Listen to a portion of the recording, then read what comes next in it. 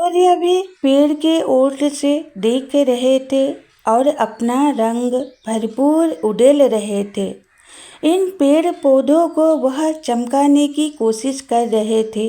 वहीं छोटी छोटी पंछियाँ आकर गीत आलाप रही थी, कौवे काँव काँव कर रहे थे और सूर्य सतरंगी रंगों से भरपूर इन पेड़ को रंगा रहे थे। होली आ रही है, शिवरात्रि आ रही है, तभी तो यह पेड़ भी मुस्कुरा रहे हैं और सूर्य के रंगों से नहाते हुए वह खिल रहे हैं। पंछी फुदक फुदक कर पेड़ के पत्तों की आड़ से देख रही है और मीठी आवाज़ में गीत सुना रही है। कौवे भी अपने आवाज़ में गीत सुना रहे थे, पर वह तो काँव काँव करते, कड़वी जो आवाज़ उनकी।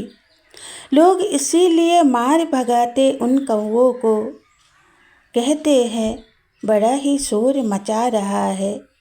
छोटे पंछी डर जाते हैं, पेड़ के पत्तों की आड़ में रहकर सब कुछ देखते हैं। वह छुप छुप कर देख के छोटे छोटे पेड़ों से बातें करते हैं और उनसे कहते हैं, जल्दी से बड़े हो जाओ तुम भी, फल होगा तो पक जाएगा, हम ज़रूर आएंगे खाने। यहाँ खुले पर हम अगर रहे तो हमें बड़े पंछी दबोच लेंगे, तभी तो हम यहाँ से उड़ जाते हैं। पेड़ उदास होकर उन पंछियों को कहने लगा, तुम जब भी आते हो मुझे खुशियाँ मिलती है, तुम उड़ जाते हो बड़ा ही दुख होता है। ये बड़े पंछी क्यों तुम्हें सुकून से रहने नहीं देते? जब भी तुम आते हो झपटा तुम पर मारने चलते हैं। जहाँ जगह मिले इन फूलों को वहीं वह खिलकर सौंदर्य बना देती है, मुस्कुराती है और सबका दर्द दूर करती है। एक भंवरा उड़ता हुआ आया, फूलों को चूमने लगा। वह फूलों पर टिक न पाया, शर्म से उड़ गया। आम के फूलों को देखकर रंग बिरंगी तितलियाँ उड़ती हुई आती है।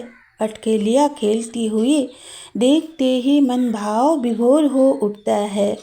काश यह आम का फूल कभी ना गिरे और इसी तरह बरकरार रहे, तितली भी आती रहे। छोटी पंछी छुप छुप कर देख रही थी, फूलों की रंगों को भांप रही थी। फूल भी उन्हें देखकर बड़ी खूबसूरत से मुस्कुरा रहे थे। इन फूलों का तो काम ही है ना दोस्तों, मुस्कुरा कर सबका दर्द हरना। ये फूल ना होते तो शायद हम भी जी ना पाते। दर्द इतना होता है किसे बयां करे। इन पेड़ों से ही दर्द बयां कर लेती हूँ, पर मैं भूल जाती हूँ इन पेड़ों को तो मुझसे भी ज़्यादा दर्द है। एक ही जगह खड़े रहकर यह सबको प्यार देते हैं। जब आंधी आती है, तूफान आता है, तो उन्हें ही तोड़ मोड़ कर ले जाता है। क्यों दोस्तों, है ना। जय श्री कृष्णा दोस्तों, आप सभी का स्वागत है एक ऐसी दुनिया में। आप सभी को कैसा लग रहा है मेरा वीडियो ज़रूर कमेंट में बताइएगा और ऐसे ही हरियाली को आप भी दर्शाइए और इनका संरक्षण करिए। जिन्होंने इन हरियाली का संरक्षण किया उनको धन्यवाद है। इन पेड़ों को भी धन्यवाद है जो पंछियों को आश्रय देते हुए हम सभी को छांव भी देती है। दो बंदर आकर हमेशा रो जाते हैं। मैंने पूछ ली उनको क्यों रोते हो, वह भी रोते हुए कहने लगे, हमारा आशियाना लुट गया, चार मीनार जो बन चुका।